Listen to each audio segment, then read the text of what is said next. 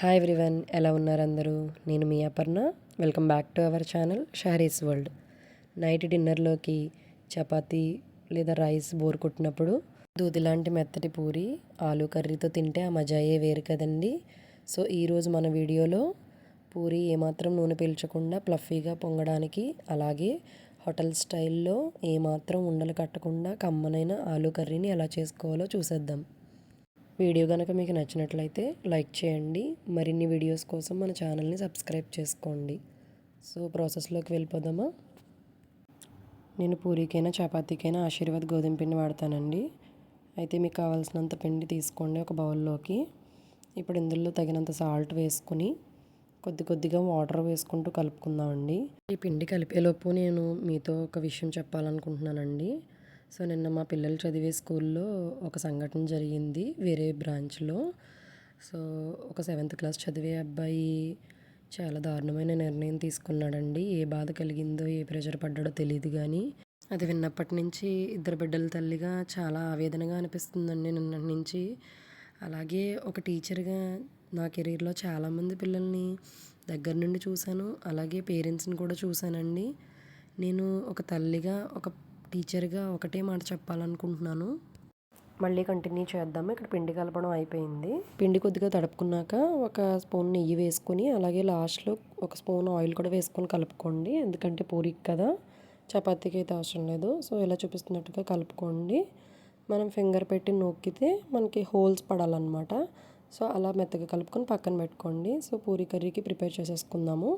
ముందుగా ఆయిల్ వేసుకొని, oil heat అయిన తర్వాత అందులోనే ఆవాలు, జీలకర్ర వేసి వేపి, ఆ తర్వాత ఉల్లిపాయ, పచ్చిమిరపకాయ కూడా వేసుకొని వేపుకోండి. ఇప్పుడు ఇందులో కొద్దిగా ఒక గుప్పుడు కర్రీ లీవ్స్ వేసుకోండి, కరివేపాకు. ఆ తర్వాత ఒక 1/2 టీ స్పూను పసుపు వేసుకుని, జస్ట్ ఒక 1/2 టీ స్పూన్ కారం వేసుకోండి. రుచికి తగినంత సాల్ట్ కూడా వేసుకోండి. కొద్దిగా తిప్పిన తర్వాత ఇప్పుడు ముందుగా ఉడకపెట్టుకుని స్మాష్ చేసుకున్న పొటాటోని వేసుకోండి. నేను ఒక 3 తీసుకున్నాను. ఉడికేలోపు పక్కన శనగపిండి తీసుకుని అందులోనే కొద్దిగా లైట్గా వాటర్ పోసుకుని ముందు గట్టిగా కలుపుకోండి లమ్స్ లేకుండా. తర్వాత మీకు తగినన్ని వాటర్ పోసుకొని కలిపి పక్కన పెట్టుకోండి. ఇప్పుడు బంగాళదుంప మిశ్రమంలో ఒక 2 గ్లాసెస్ వాటర్ పోసుకొని కొద్దిగా మసిలిన తర్వాత ఈ శనగపిండి కలిపి పెట్టుకున్న మిశ్రమాన్ని అందులో వేసేసుకోండి. ఇప్పుడు ఫ్లేమ్ని సిమ్లోకి పెట్టుకొని ఉడకపెట్టుకోండి. మూత పెట్టి ఉడకనివ్వండి. అయితే ఇందాక మ్యాటర్ కంటిన్యూ చేద్దాం వేగేలోపు. పేరెంట్స్గా మీ పిల్లల మార్క్స్, అలాగే ప్రోగ్రెస్ రిపోర్ట్స్తో పాటు మీ పిల్లల యాక్టివిటీని కూడా గమనించండి. సో ఎప్పుడు యాక్టివ్గా ఉండే పిల్లలు ఒక్కసారిగా హఠాత్తుగా సైలెంట్ అయిపోవడం, ఏదో మౌనంగా ఉండడం, ఏదో ఆలోచిస్తూ ఉండడం, పరధ్యానంగా ఉండడం, ఇలాంటివి ఏ మాత్రం మీరు గమనించినా సరే ఒక్కసారి వాళ్ళని మాట్లాడించండి. వాళ్ళు ఏమైనా స్ట్రెస్ ఫీల్ అవుతున్నారా, లేదంటే ఎవరైనా వాళ్ళని ఇబ్బంది పెడుతున్నారా, లేదా ఎవరైనా అనే మాటలకు వాళ్ళు లోపలే బాధపడుతున్నారా అన్న ఫీలింగ్ని వాళ్ళు ఓపెన్ అయ్యి మనకు చెప్పాలి అంటే ఫస్ట్ మనం వాళ్ళతో కొంచెం టైం స్పెండ్ చేయాలండి. కంటిన్యూ చేద్దాము. ఈలోపు ఒకసారి పిండిని ఇలా 4 భాగాలుగా చేసుకోండి. మొత్తం పిండిని ఒక్కొక్క భాగాన్ని చూపిస్తున్నట్టుగా రోల్ చేసుకుని చాకుతో అలా పీసెస్గా కట్ చేసుకోండి. ఇప్పుడు చూడండి, ఒక్కొక్క పీస్ని కట్ చేసిన ఎడ్జెస్ నుంచి జస్ట్ అలా ఒక బిస్కెట్లా ప్రెస్ చేస్తే మనకి పిండి ఉండ రెడీ అయిపోతుంది. సో దాన్ని పూరీలు చేసేసుకోవచ్చు, అంతేనండి.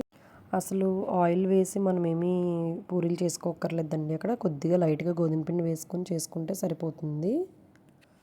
ఎడ్జెస్లో జస్ట్ అలా ప్రెస్ చేసి దాన్ని గిన్నెలో వేసేసుకోవడమే. పూరీస్ ప్రిపేర్ చేసేసుకుందాము.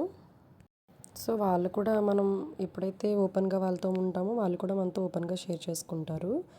సో చాలామంది పేరెంట్స్ పిల్లలు అల్లరి చేస్తున్నారని చాలా ఇబ్బంది పడుతూ ఉంటారు. అల్లరి చేస్తావు ఎందుకు, సైలెంట్గా ఉండంటుంటారు. లేదండి, వాళ్ళు అల్లరి చెయ్యాలి, ఎక్స్ప్రెస్ చెయ్యాలి. అప్పుడే వాళ్ళు మార్నింగ్ టు ఈవినింగ్ స్కూల్లో ఆ సైలెన్స్లో అలా కూర్చొని ఉండడం, క్లాసెస్ వినడం, ఈ స్ట్రెస్ అంతా వాళ్ళు ఎప్పుడైతే ఇలా అల్లరి చేస్తూ ఆడుతూ పాడుతూ ఉంటారో ఆ స్ట్రెస్ అంతా రిలీఫ్ అవుతుందండి. ఓన్లీ గేమ్సే కాదు, ఇంట్లో కూడా వాళ్ళు ఆడుతూ పాడుతూ అల్లరి చేస్తూ ఉన్నా కూడా వాళ్ళు చాలా రిలీఫ్గా ఫీల్ అవుతారండి. చాలామంది పేరెంట్స్ ఆల్రెడీ ఇది ఫాలో అవుతూ ఉండుండొచ్చు.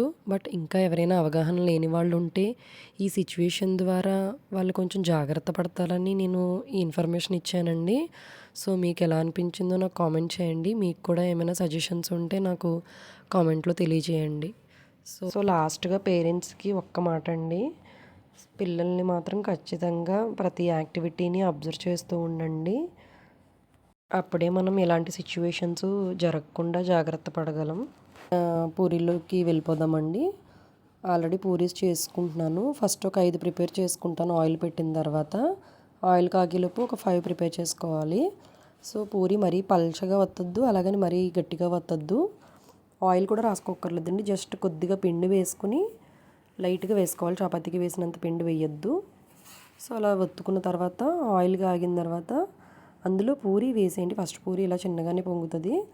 అందులో పూరి వేసిన తర్వాత చిల్లులున్న గరిటె తీసుకొని ఆ పూరి మీద గరిటెతో చూపిస్తున్నట్టుగా జస్ట్ లైట్గా ఒత్తండి. పూరి పైకి పొంగుతున్నట్టుగా రావాలి. అప్పుడు గరిటెతో ఒత్తుతూ ఉండాలి లైట్గా. అప్పుడు ఆయిల్ని పూరి మీద వేస్తుంటే పూరి పైకి పొంగుతుంది. చూడండి, జస్ట్ అలా అలా అన్న తర్వాత ఆయిల్ని గరిటెతో పూరి మీద వేస్తే పూరీలు పొంగుతాయండి బాగాను. ఇదేనండి టిప్పు. సో ఇదే వేలో మీరు పూరీల్ని వేపుకుంటే ఈజీగా పొంగుతాయి. అర్థం కాకపోతే స్లో మోషన్లో ఇంకొకసారి రిపీట్ చేసి చూడండి, ఈజీగా అర్థమవుతుంది. సో అంతే, అలా జస్ట్ గరిటెతో మీరు ప్రెస్ చేస్తూ ఆయిల్ దాని మీద వేస్తే పొంగిపోతుంది. వెంటనే లిఫ్ట్ చేసేసుకోండి. రిమైనింగ్ పూరీస్ కూడా ఇదే వేలో వేపేసుకోండి. అంతే, చూసారా అలా పొంగిపోతాయి. సో ఎంతో ఫ్లఫీగా పొంగుతాయండి. మనం ఇదే వే ఫాలో అవుతే పిండి కలపడంలోనూ అలాగే వేపడంలోనే పూరి ఉంటుందండి. సో అంతేనండి, మీరు కూడా ట్రై చేసి ఎలా వచ్చిందో కంపల్సరీ కామెంట్ చేయండి. ఇలాంటి మరిన్ని మంచి మంచి రెసిపీస్ కోసం మన ఛానల్ని సబ్స్క్రైబ్ చేసుకోండి. Thank you.